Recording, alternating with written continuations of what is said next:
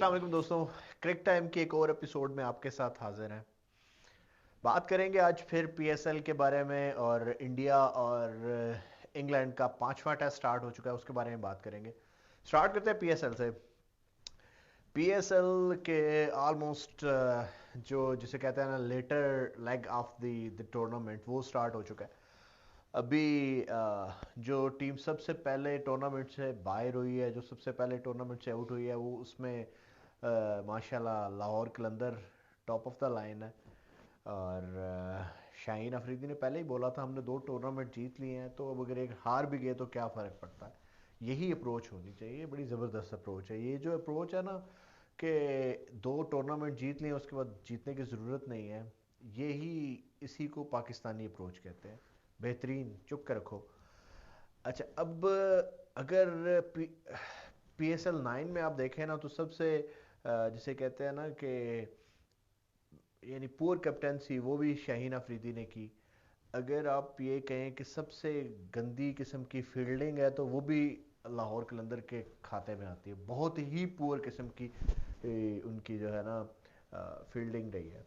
Even अगर उनकी batting देखें, बैटिंग भी बहुत ही नाकारा किस्म की रही है। एक ही प्लेयर चला है, वेंडरडूसन, उसने माशाल्लाह अच्छे रन किए हैं, उसने मतलब कंसिस्टेंसी दिखाई है। और अपार्ट फ्रॉम दैट मतलब कोई खातर खा आपको परफॉर्मेंस नज़र नहीं आती। अगर आप बॉलिंग की बात भी करते हैं, तो बॉलिंग भी उनकी बिल्कुल तितर बितर किस्म की थी। मुझे लगता है कि इस टूर्नामेंट में उनके पास राशिद खान नहीं था, जिसकी वजह से उनको बहुत ज़्यादा इम्पैक्ट हुआ। शाहीन अफरीदी की परफॉर्मेंस भी कोई ऐसी नहीं है कि हम ये बोलेंगे बड़ी एक्स्ट्रा ऑर्डनरी परफॉर्मेंस थी। इंतहाई बिलो पार किस्म की बॉलिंग एवरेज परफॉर्मेंस रही है उसकी। और कैप्टेंसी तो मैं कहता हूँ इससे गंदी कैप्टेंसी तो हो ही नहीं सकती। और उसके बाद आज मैच था बिटवीन इस्लामाबाद यूनाइटेड और कराची किंग्स का। काइंड ऑफ टाई था दोनों में, जो जीतेगा उसके चांसेस बहुत ज़्यादा बढ़ जाएंगे कि आगे प्रोग्रेस करने के टूर्नामेंट में। और लाहौर इस्लामाबाद यूनाइटेड ने हरा दिया इनको, कराची किंग्स को। और कराची किंग्स की भी अगर टीम देखें ना, तो कराची किंग्स की टीम में भी मतलब कोई ऐसी परफॉर्मेंस उनके एंड से भी नहीं रही। मैं बल्कि कमेंट्री में सुन रहा था, रमीज राजा बता रहा था कि भाई सबसे कम अगर किसी टीम ने छक्के मारे हैं ना, तो वो कराची किंग्स है। और बल्कि मार्क बुचर बोल रहा था कि सबसे कम जो स्ट्राइक रेट है वो भी इन्हीं का है। सबसे कम सबसे ज़्यादा डॉट बॉल्स भी इन लोगों ने खेली हैं। तो फिर भी ये इन कंटेंशन थे यानी प्ले ऑफ्स के लिए। तो इसका मतलब ये है इस्लाम लाहौर कलंदर ने इंतहाई कोई थर्ड क्लास किस्म की क्रिकेट खेली है। खैर anyway, Islamabad United deserving winner था, वो जीत गए। और मोस्ट प्रोबेबली अब कराची किंग्स भी आउट ऑफ द टूर्नामेंट। सो हमारे पास आप ये बोल रहे हैं प्ले ऑफ्स के लिए चार टीम्स आ चुकी हैं। Obviously by the top of the line तो आपके हैं मुल्तान सुल्तान, फिर आ जाते हैं क्वेटा ग्लैडिएटर, और then Peshawar Zalmi, and then obviously Islamabad United. तो पीएसएल में अगर आप इंडिविजुअल परफॉर्मेंसेस भी देखें ना, तो बाबर आजम की इंडिविजुअल परफॉर्मेंस बेहतरीन रही है। उसामा मीर की इंडिविजुअल परफॉर्मेंस बहुत ही ज़बरदस्त रही है। रिजवान की individual performance as a captain बहुत ही आउटस्टैंडिंग रही है। सो ऑल इन ऑल यानी काफ़ी सारी ऐसी चीज़ें हैं जिनको you have a lot to look for. तो पीएसएल में अब अभी अगर मैं प्रिडिक्ट करूं कि who's gonna win this PSL, it's hard to say, but form team तो ऑब्वियस ही बात है मुल्तान सुल्तान है। चांसेस उनके हैं। लेकिन you can not write off Islamabad, you can not write off you know Peshawar Zalmi and Quetta Gladiator, obviously because they are bowling and batting beautifully. सो देखते हैं आगे क्या होता है, आगे टूर्नामेंट में जाके क्या आखिरी पार्ट में होगा क्या। उसके अलावा आज मैच हुआ, पांचवा टेस्ट का पहला दिन था इंडिया और इंग्लैंड का। और इंडिया ने अगेन बड़ा जिसे कहते हैं ना डोमिनेट किया आज के first day of the play में, बहुत डोमिनेट किया। पहले इंग्लैंड ने जब बैटिंग किया, इंग्लैंड के 100 पे 2 आउट थे, तो मतलब इतना बुरा स्टार्ट नहीं था। वहां तक कह सकते हैं कि यार शायद ये कोई 300 प्लस 350 तक कर जाएंगे। लेकिन वही हुआ जो इस पूरी सीरीज में होता हुआ आ रहा है कि अश्विन ने, उसके अलावा कुलदीप ने 5 विकेटें ली, अश्विन ने 4 विकेटें ली। उनको बिल्कुल जो है ना समझ ही नहीं आई कि इंग्लैंड को 210-15 पे ऑल आउट कर दिया। और फिर अगेन बैटिंग, यानी फर्स्ट इनिंग्स में बैटिंग करते हुए 135 पे उनका एक आउट है। 50 की जायसवाल ने again I think quickest in terms of innings है 1000 रन्स तक। उसके बाद रोहित शर्मा की भी 50 हो चुकी है, वो भी नॉट आउट है। और शुभमन गिल आई थिंक 26-27 पे है, वो भी नॉट आउट था। तो ominous signs for England, or India is playing beautifully. Or as I said in the last after the last test कि India will win this.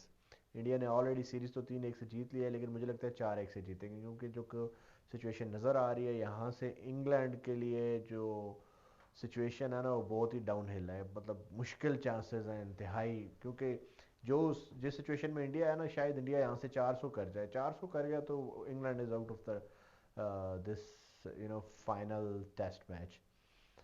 So Bazball जो है ना वो फिर ज़्यादा चली नहीं है। मतलब अगर हम ये बोले ना, बैस बॉल बहुत हो रही थी जी, बैस बॉल जो है एशिया में आके वो तबाही मचा देगी ये वो।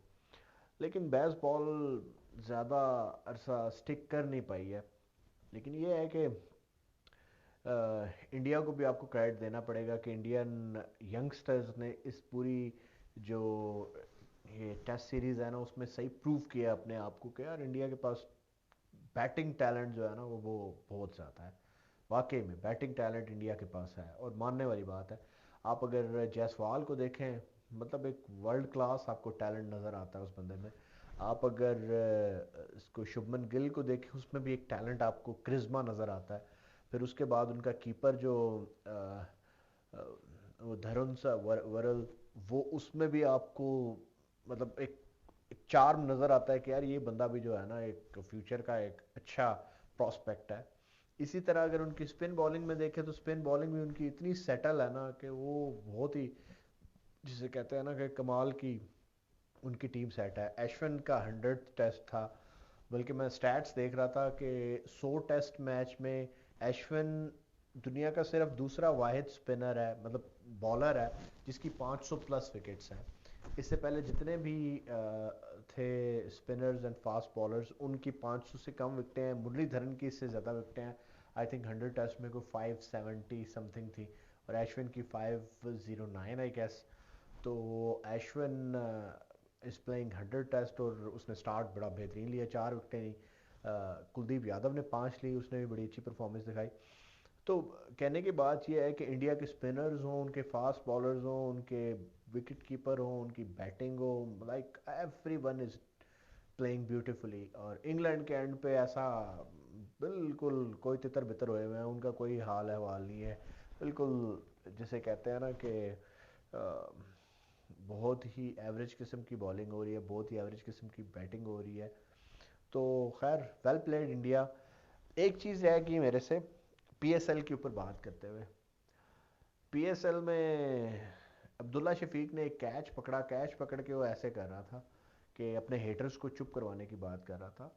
देखिए बात बड़ी सीधी सी है भाई, अब्दुल्ला शफीक ने जितनी गंदी फील्डिंग की है ऑस्ट्रेलिया के अंदर, जितने कैच उसने ऑस्ट्रेलिया में छोड़े, और जो जो फील्डिंग उन्होंने लाहौर कलंदर ने इस टूर्नामेंट में की है ना, उसके बाद मुझे लगता है कि इनको तो बड़ी सख्त किस्म की ट्रेनिंग की ज़रूरत है। और इनको मतलब पिछले दिनों वो जो आमिर जमाल है उसकी परफॉर्मेंस थी, उसने 50 की, उसने भी इसी तरह का एक जेस्चर दिखाया।